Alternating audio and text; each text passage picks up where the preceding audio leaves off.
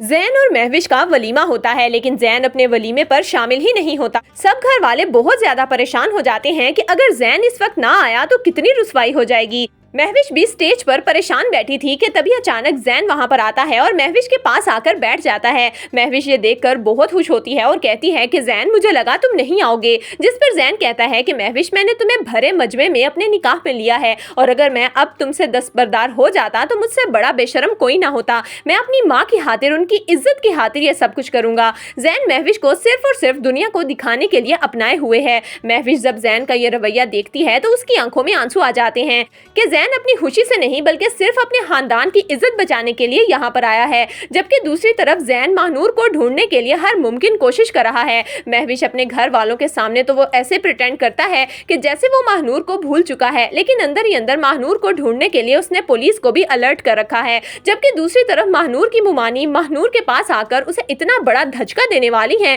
कि महानूर सोच भी नहीं सकती थी। महानूर अपनी मुमानी को कहती है कि मुमानी, आपने मेरे साथ अच्छा नहीं किया। जैन मुझसे मोहब्बत करता है और वो मेरे लिए यहाँ पर जरूर आएगा।